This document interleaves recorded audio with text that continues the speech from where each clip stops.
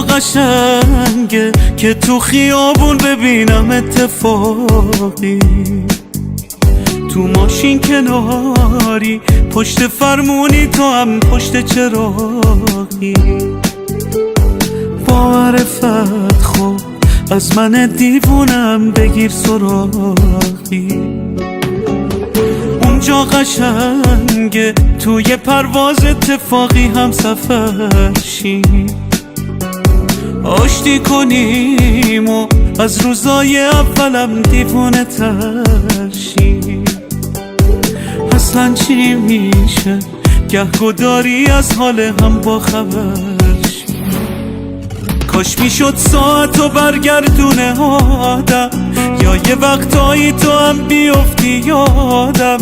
خیلی خواستم باشی و دنیا عوض شه، اما زندگی سوار من پیادم. هر جایی میرم یه چیزی جا میذارم، ای تو رو میبینم هر جا پا میذارم. تو که میدونستی عاشق مثل من نیست، چجوری رود شد بگی دوست ندارم.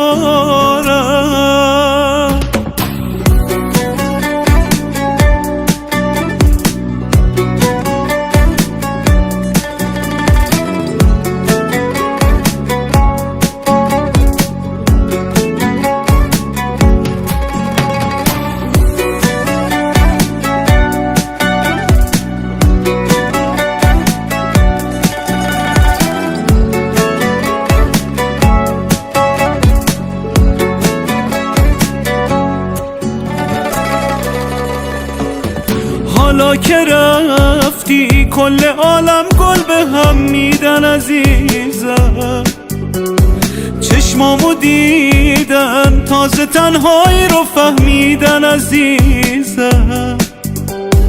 فکر کردن هستی هی ازم حال تو پرسیدن عزیزم. کاش میشد ساعتو برگردونه آدم، یا یه وقتایی تو هم بیفتی یادم.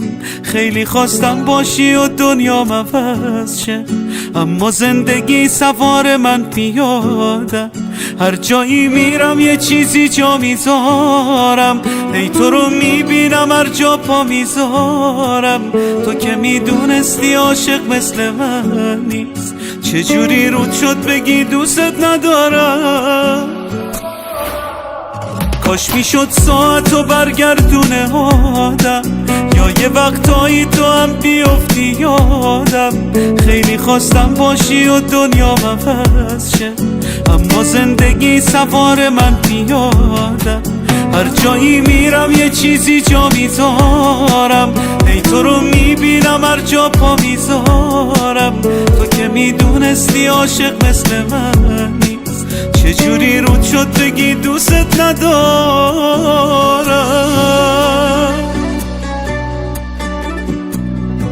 مهدی یغمایی.